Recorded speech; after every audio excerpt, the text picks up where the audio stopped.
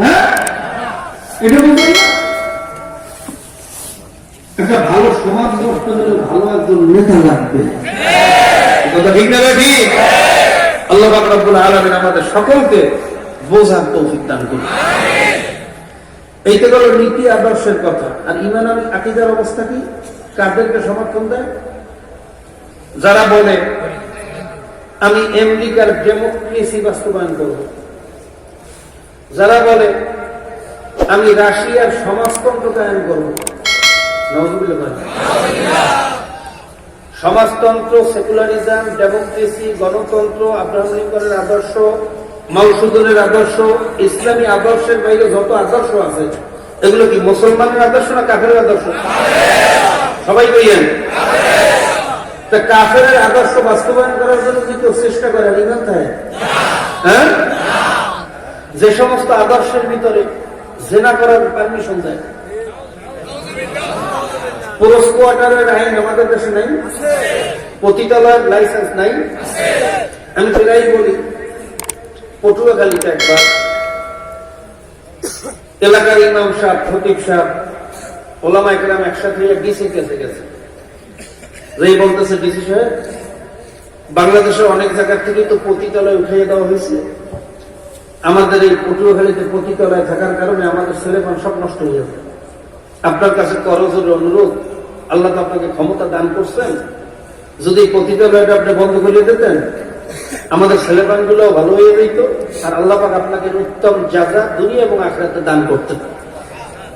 সবাই বলুন সুবহানাল্লাহ। এই কথা বলার পর কপাল করা উত্তর দেয়। তো মাওলানা সাহেব, খতিব সাহেব, এই পটুয়াখালীতে হাজার হাজার সরকারি কর্মচারী বাড়িঘর ফালাইয়া আসছে চাকরি করতে, কত ব্যবসায়ী আছে এই জায়গায় বাড়িঘর ফালাইয়া আসছে, যদি পতিতালয়টা বন্ধ করিয়ে দেয় তো লোকগুলো যাই দিব। কি বুঝলেন? মুসলমান ভাইয়া, বাড়িঘর ফালাইয়া কোনো জায়গায় চাকরি করতে গেলে, ব্যবসা করতে গেলে পতিতালয়ে যাইয়া টাকার বিনিময়ে জেনা করা যায় না? হ্যাঁ, এটা কি মুসলমানেরাই না কাফেরেরাই? ধরে পান এই কুফরি আদর্শ যারা বাস্তবায়ন করে, এটাদের পারমিশন দেয়, এই এর পিছনে মুসলমানের সম্মান কিভাবে কাজ করে আমাদের বুঝে আসে। ঈমান থাকতে পারে? ধরে বলেন পারে? কারণ কুফরি আদর্শ বাস্তবায়ন করাও কুফরি, সহযোগিতা করাও কুফরি, সমর্থন দেওয়াও কুফরি। আল্লাহ পাক রব্বুল আলামিন আমাদের সকলকে মুমিন হওয়ার তৌফিক দান করুন। ভাইরা, আমাদের বুঝে আসে না, নামাজ পড়ে আবার কুফরি আদর্শের পিছনে স্লোগান দেয়, মুসলমানের সন্তান। বাংলাদেশের 92% মুসলমানের দেশে কুফরি আদর্শ চলে, কেমন মুসলমানের দেশ? কি কথা ঠিক না? আল্লাহ মুসলমানের সন্তানদেরকে ইসলাম বোঝার তৌফিক দান করুন। এইটা হলো একদিকের কথা। অন্যদিকে আবার একদল আলেম, নামধারী কিছু পীর, এরা আবার বলে সিয়াসত মে হালাকাত হয়, হুকুমতের দ্বারা কামিয়াবি হবে না, আমরা রাজনীতি পছন্দ করি। খুব সুবিশা কি পছন্দ করে না? ধরে গঞ্জ বলে রাজনীতি কারে কয়? কতক্ষণ? আলহামদুলিল্লাহ, রাজার নীতি। নীতির ভিতরে যেটা শ্রেষ্ঠ নীতি সেটার নাম কি নীতি? যেমন হাঁসের ভিতরে যেটা শ্রেষ্ঠ হাঁস সেটার নাম কি হাঁস? পথের ভিতরে যেটা শ্রেষ্ঠ পথ সেটার নাম কি পথ? ঠিক তদ্রুপ নীতির ভিতরে যেটা শ্রেষ্ঠ নীতি, যেই নীতির মাধ্যমে গোটা জাতি নিয়ন্ত্রিত হবে, দেশ নিয়ন্ত্রিত হবে, সেই নীতির নাম কি নীতি? এটা তো রাজার নীতি, এটা তো নবীর নীতি, এটা তো গুন্ডার নীতি না। কি কথা ঠিক না দাদি? এটা তো ডাকাইতের নীতি না। আল্লাহ রাসূল সাল্লাল্লাহু আলাইহি ওয়াসাল্লাম ভাইরা, তেনার চেয়ে বড় পীর, তেনার চেয়ে বড় বুজুর্গ, তেনার চেয়ে বড় মোকাম্মেল এই দুনিয়া থেকে কোনদিন আসবেন? কোনদিন আসবেন? আল্লাহ রাসূল রাষ্ট্র পরিচালনা করেন না? ভাইরা, কোরআনুল কারীমের মধ্যে সিয়াসতের আয়াত নাই? একটা দুইটা না বেশি? 350 উপরে আছে সিয়াসতের আয়াত, হুকুমতের আয়াত। কোরআনুল কারীমের মধ্যে কিসাসের আয়াত নাই? ভাইয়া চুরি করলে কি বিচার, জেনা করলে কি বিচার, মদ খেলে কি বিচার, মিথ্যে কথা বললে কি বিচার, মাফে কম দিলে কি বিচার, খাইতে ভেজাল দিলে কি বিচার, আই খাইতে খাইলে কি বিচার, এই সমস্ত কেসাসের আয়াত কোরআনুল কারীমের মধ্যে নাই? তা আপনি যদি বলেন আমি রাজনীতি পছন্দ করি না, সিয়াসত মে হালাকাত হয়, তাহলে এই আয়াত অনুযায়ী আপনি আমল কিভাবে করবেন? রাষ্ট্রীয় জীবনে, সামাজিক জীবনে কোরআনুল কারীমের আইন অনুযায়ী সমাজ ব্যবস্থা, বিচার ব্যবস্থা কায়েম করবেন কিভাবে? কোনদিন সম্ভব? কথা হয় না। তাই যদি বলে সিয়াসত পছন্দ করি না, তাহলে সব আয়াতগুলো কিন্তু অপছন্দ করা হয়, কি হয় না? আল্লাহ রাসূল সাল্লাল্লাহু আলাইহি ওয়াসাল্লাম রাষ্ট্র পরিচালনা করছেন, তারপরে খায়রুন নাসে বাদাল আম্বিয়া আবু বকর সিদ্দিক রাদিয়াল্লাহু তাআলা আনহু, সুম্মা ওমর, সুম্মা উসমান, সুম্মা আলী, জেনাদের মর্তবা আম্বিয়া কেরামদের পরে সবচেয়ে বেশি। তেনারা প্রত্যেকে রাষ্ট্রপ্রধান ছিলেন না ছিলেন না? বলে কইয়েন। তা আল্লাহ রাসূল রাষ্ট্র পরিচালনা করলেন, সাহাবায়ে কেরাম করলেন। ভাইরা আপনি বলেন আমি রাজনীতি পছন্দ করি না, তাহলে তো আপনি আল্লাহ রাসূল কি পছন্দ করলেন? আপনার ঈমানের অবস্থা নেই। আমাদের বুঝে আসে না এই সমস্ত উদ্ভট কথাবার্তা কেন বলে। তবে আমাদের শায়খ মুর্শিদ হযরত ঈসা হুজুর চরমনাই নবর আল্লাহু বারাকাতুহু তিনি বলতেন, আমি অনেক চিন্তা করে দেখছি এই কথা কেন বলে। কারণ ওই সমস্ত পীরেরা, আলেমরা চিন্তা করে দেখছে এখন তো ভালোই আরামে আছে, সব দলের মানুষ আমার কাছে মুরিদ হয়, আমাদের হাদিয়া তোফা দেয়, দাওয়াত দিয়ে খাওয়ায়, হুজুর হুজুর করে। কি কথা ঠিক না? যদি সিয়াসতের কথা কই, কুফরি আদর্শের বিরুদ্ধে আল্লাহ এবং আল্লাহ রাসূলের আদর্শ বাস্তবায়নের চেষ্টা করি, কুফরি আদর্শের বিরুদ্ধে কথা বলি, তাহলে মুরিদ টুরিদ জামানায় যে একটাও থাকবে না। কি কথা ঠিক না? এখন তো দাওয়াত দিয়ে খাওয়ায়, তখন দাওয়াতও দেবে না, বরং মাইক দিতে পারে, আরাম করে আমার থাকবে না। কথা না, তাহলে আপনি পেট নীতি পছন্দ করলেন, আল্লাহর হাবিবের নীতি তো পছন্দ করলেন না। আল্লাহর হাবিব কি মাইক খাওয়াকে ভয় করছিলেন? জোরে কম। আল্লাহর হাবিব সাল্লাল্লাহু আলাইহি ওয়াসাল্লামকে 1450 বছর আগে কাফেররা প্রস্তাব দেয় না, হে মুহাম্মদ আরবি তুমি কি শুরু করছো? তুমি তো আমাদের বাপ দাদার ধর্ম সব ডুবিয়ে দেবা। ঠিক আছে, তুমি যখন থামবাই না, তোমার কাছে একটা প্রস্তাব, তুমি আমাদের বিরুদ্ধে কোনো কথা বলবা, অন্য সব কথা বলো, আমরুল মারুফ যা আছে, নামাজের কথা বলো, রোজার কথা বলো, হজের কথা বলো, যাকাতের কথা বলো, দানের ফজিলতের ওয়াজ করো, তাহাজ্জুদের ফজিলতের ওয়াজ করো, মেসওয়াকের ফজিলতের বয়ান করো, কোনো সমস্যা নাই, শুধু আমাদের কুফরি আদর্শের বিরুদ্ধে কথা বলো না। যদি একটা প্রস্তাবে রাজি হইতে পারো, তুমি কি চাও? সুন্দরী নারী চাও? আমাদের বংশের যারা পছন্দ হয় তোমার কাছে নিয়ে দিও। খেজুরের বাগান চাও? তোমার যেটা পছন্দ হয় দিয়ে দেবো। নেতা হইতে চাও? আমাদের বংশের বড় নেতা বানিয়ে দেবো। আল্লাহ রাসূল সাল্লাল্লাহু আলাইহি ওয়াসাল্লাম ভাইরা এই কুসুমাস্তিনের প্রস্তাবকে গ্রহণ করেন না, গ্রহণ করছেন না। কিন্তু আফসোস, বর্তমান জমানায় এই 1450 বছর পরে আমাদের সমাজের কিছু উলামায়ে কেরাম, কিছু নামদারি পীর, নামদারি আলেম এই প্রস্তাবে মনে রাজি হয়ে গেছে। এই কথা ঠিক কিনা? শুধু ফজিলতের বয়ান করে, এই আমল করো ইসলাম, ওই আমল করো ইসলাম, পাহাড় পরিমাণ সওয়াব, আসমান জমিন বরাবর সওয়াব, এত সওয়াব রাখবা তো ইমানের যে তলা ফুটে হয়ে গেছে। হ্যাঁ, মুসলমানের দেশে ইসলাম নাই, তুমি খালি ফজিলতের বয়ান করো, সুন্নাত জিন্দা করো, খালি ব্যক্তি জীবনে, রাষ্ট্রীয় জীবনে সুন্নাত নাই। কথা হয় না? শুধু ব্যক্তি জীবনে মহিউ সুন্নাহ হইলা, আর রাস্তা দিয়ে যে হাঁটিয়ে হইলা সুন্নাতের খেলা, এই জায়গায় সুন্নাত লাগে না। ব্যবসা করলা সুন্নাতের খেলা, এই জায়গায় সুন্নাত লাগে না। বিবাহ করলা সুন্নাতের খেলা, সুন্নাত লাগে না। এই জায়গায় সুন্নাত জিন্দা করার দরকার নাই। কথা হয় না? পড়াশোনা করলা সুন্নাতের খেলা, এই জায়গায় সুন্নাত দরকার নাই। আল্লাহ পাক রব্বুল আলামিন আমাদের সকলকে খাঁটি মুমিন হওয়ার তৌফিক দান করুন। ভাই, যে কথাগুলো বললাম অনেকের কাছে একটু খারাপ লাগছে মনে হয়, অনেকের দলের বিরুদ্ধে গেছে, মতের বিরুদ্ধে গেছে, খারাপ লাগতেই গেছে। কিন্তু খারাপ লাগলে কি করবো? হক কথা না করতে বললে তো উপায় নেই। কথা ঠিক না? বর্তমান জমানার ওয়াজের অবস্থা হইল যেই মসজিদের সভাপতি সব সুদ করে, এই মসজিদের বাইরে সুদের ওয়াজ করে না। যেই মসজিদের সেক্রেটারি হিসাবের মেয়ে বেপর্দায় চলে, সেই মসজিদে পর্দার ওয়াজ চলে না, তাহলে চাকরি থাকবে না। এই সমস্ত বক্তাদের জিব্বা কিয়ামতের ময়দানে জাহান্নামের কেসি দিয়ে কাটবে। ওই সভাপতি সাহেব সেক্রেটারি হিসাবে আগে ওরে ধরবে যে হুজুর আপনি তো পর্দার বয়ান করেন না, এই জন্য তো পর্দার আজমাত বুঝি নেই, কাজে আজকে বেপর্দা হওয়ার কারণে জাহান্নামে যাবো, আপনাকে থুয়ে যাব না। ঠিক কথা ঠিক না ভাই? বাবা আমি জানি বর্তমান সমাজে কোন বয়ান করলে সবাই খুশি। শুধু ফজিলতের বয়ান করবেন, বিনা হিসেবে বেহেশতে পাঠিয়ে দেবেন, সবাই খুশি। কি কথা ঠিক না?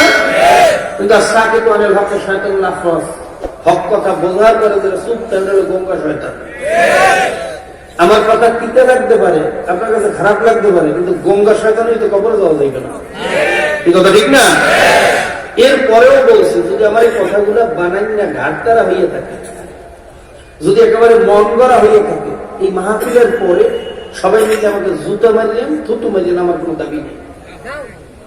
আর যদি এই কথাগুলা কোরআন হাদিস অনুযায়ী বলিয়ে থাকে, আল্লাহ এবং আল্লাহ রাসূলের মহব্বতে বলিয়ে থাকে, বাবা আপনিও কবরে যাবেন, আমিও কবরে যাব, পায়ে হাত দিয়েও বলিয়ে গেলাম, কবরে কিন্তু কোনো চালাকিতে কাজ হবে না। মুফতিগিরি মুহাদ্দিসগিরি কিন্তু কবরে শুনবে না। কথা ঠিক না বেঠিক?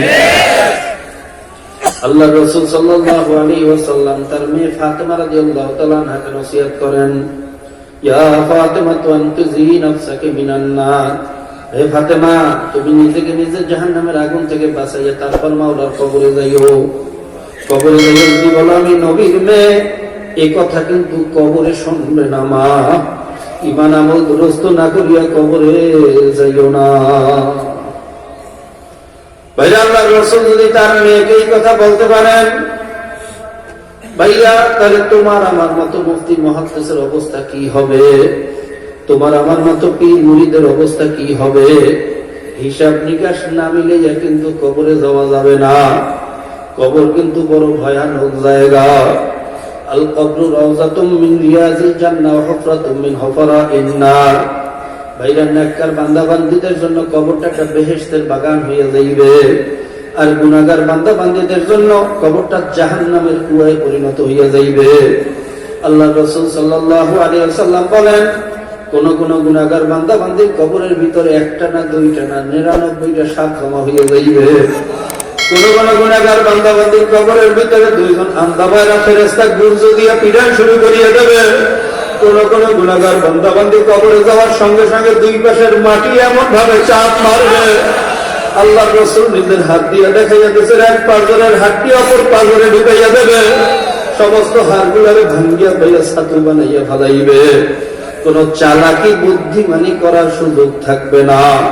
কাজী বাবা চালাকি ছাড়ো, বুদ্ধিমানি ছাড়ো, খাঁটি মুসলমান হইয়া মাওলার কবরে রওনা করো।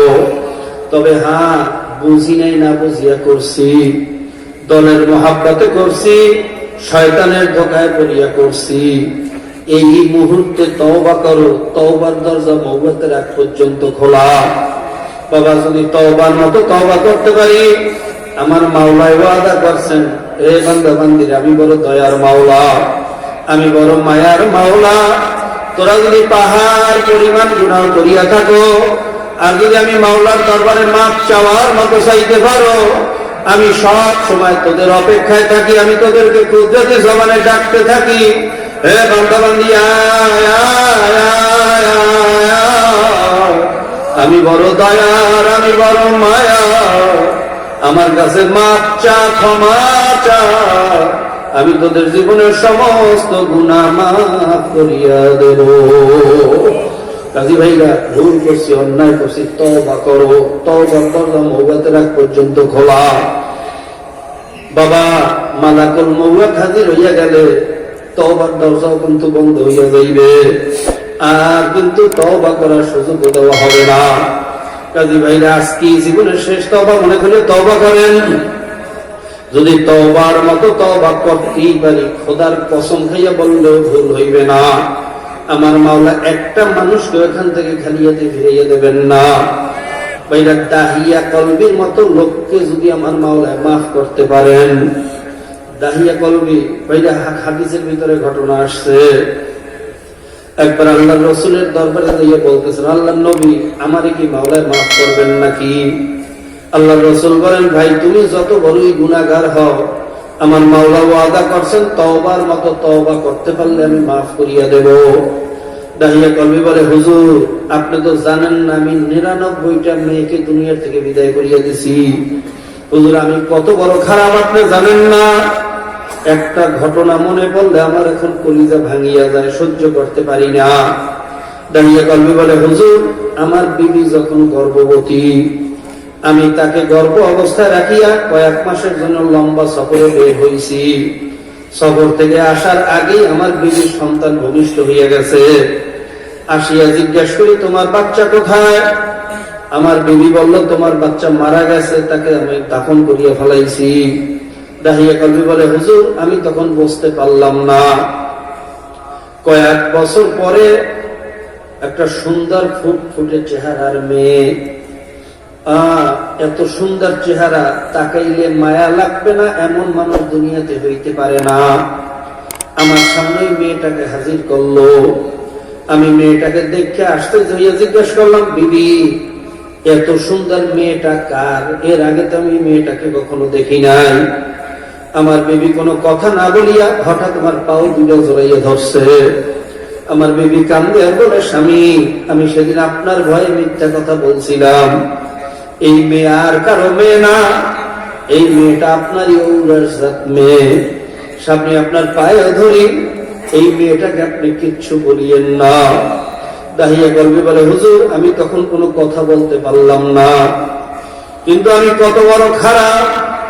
একদিন পাহাড়ের কিনারে একটা গর্ত করিয়া বিবিকে এসে বললাম, বিবি মেয়েটাকে একটু সাজাইয়া পড়াইয়া দাও, ওকে নিয়ে নানা বাড়িতে বেড়াইতে যাব। দাহিয়া কলবি বলে, হুজুর আমার বিবি বুঝতে পারলো না, মেয়েটাকে সাজাইয়া পড়াইয়া আমার সাথে দিয়ে দিল। আমি তাকে নিয়ে নানা বাড়ির কথা বলিয়া পাহাড়ের দিকে রওনা করলাম। হুজুর আমার মেয়েকে একটু বড় হয়েছে, সে তার নানা বাড়ির রাস্তা চেনে। আমাকে বলে, আব্বা আমাকে কোথায় নিয়ে যাইতেছেন? এটা তো আমার নানা বাড়ির রাস্তা না। দাহিয়া কলবি বলে, হুজুর আমি তখন মেয়েটাকে একটা ধাবার গেলাম, এ মেয়ে তুই কয়টা রাস্তা চেনো? অনেক রাস্তা দিয়ে তোর নানা বাড়িতে যাওয়া যায়। আমার খাবার খাওয়ার পরে মেয়েটা ভয়ে আর কোনো কথা বলল না, আমার সাথে বিড়ালের মতো আস্তে আস্তে চলতে রইল। আমি যখন যাইতে যাইতে পাহাড়ের কিনারে এক গর্তের কাছে গিয়ে দাঁড়াইলাম। ওই গর্তের দিকে তাকানোর সঙ্গে সঙ্গে আমার মেয়ে ঘটনা বুঝিয়া ফেলাইছে। হঠাৎ আমার পাও দিকে জড়াইয়া যাচ্ছে, আব্বা আপনার পায়ে ধরি, আমার বাড়িয়েন না। আব্বা আমি কোনোদিন আপনাকে বাবা বলিয়া পরিচয় দেব না। আব্বা আমি এই গ্রাম ছাড়িয়ে অন্য গ্রামে চলিয়া যাব, আর কোনোদিন আপনার চোখের সামনে আসবো না। আপনার পায়েও ধরি, আমাকে আপনি শেষ করিয়া দিয়েন না। দাহিয়া কলবি বলে, হুজুর এত কান্নাই কানলো, কিন্তু আমার পাথরিয়া দেহটা এক ফোঁটাও নরম হইল না।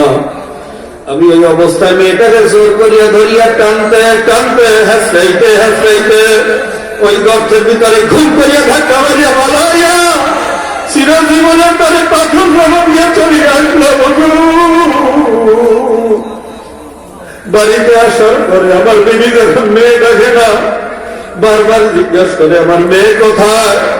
আমি যখন উত্তর দিতে পারি না, হুজুর আমার বিবি বুঝিয়া ফেলাইছে ঘটনা কি হয়েছে, এমন কান্না শুরু করছে।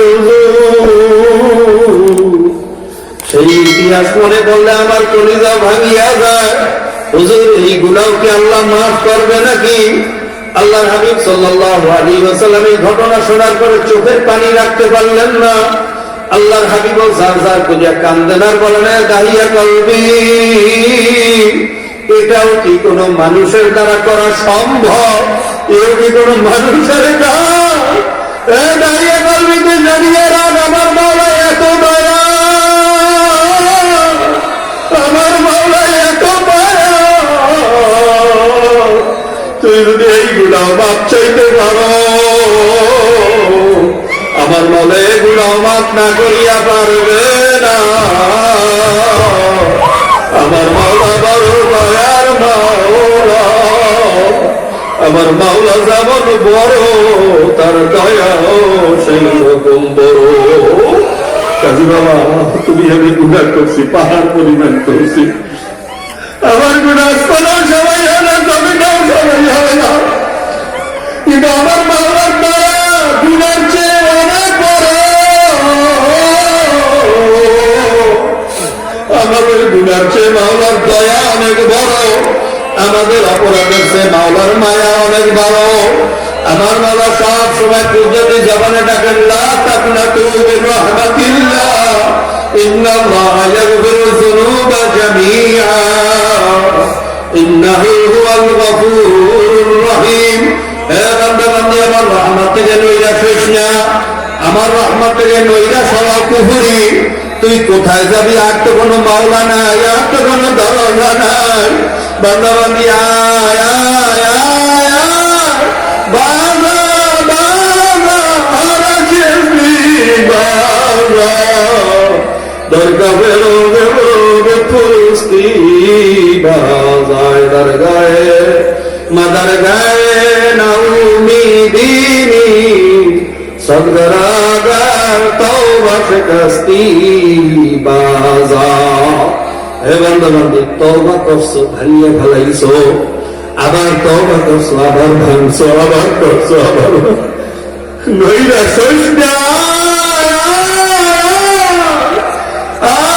আমার দরজা তোদের জন্য খোলা,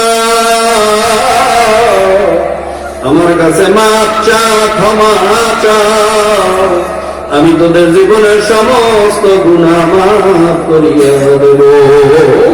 কাজী বাবা, ভুল করছি, অন্যায় করছি, তওবা করো, তওবা করো, তওবা করো, মৌবতের হাতে তওবা করো। এই মজলিস থেকে বাড়ি যাইতে পারবো কিনা বলার ক্ষমতা কোনো মানুষের নাই। এই রাত্র আপনার আমার উপর থেকে যায় না না যায় কথা বলার ক্ষমতাও কোনো মানুষের নাই। কাজী বাবা, আজকে জীবনের শেষ তওবা মনে করে তওবা করো। আজরাইল কিন্তু পড়তে গেছে পিছনে, হাত পাইতে দারোগার মতো খালি ঘোরে, খালি ঘোরে। মালিকের একটু হুকুমের অপেক্ষায় আছে, হুকুম পাওয়ার সঙ্গে সঙ্গে যখন খপ করিয়া খাবারটা মারবে, কলিজার রকগুলোর সিরিয়া সিরিয়া সিরিয়া বন্ধারে লাগে মাইরা দুনিয়ার কোনো ডাক্তারের ক্ষমতা নাই, আর কিন্তু কোনো সুযোগ হবে না বাবা। এই মুহূর্তে তওবা করো, আমার জন্য দোয়া করো, আমি সবার জন্য দোয়া করি। মাওলা যেন তাকে চিনিয়া তার গোলাম হইয়া কবরে নেওয়ার তৌফিক দান। আল্লাহুম্মা আমিন।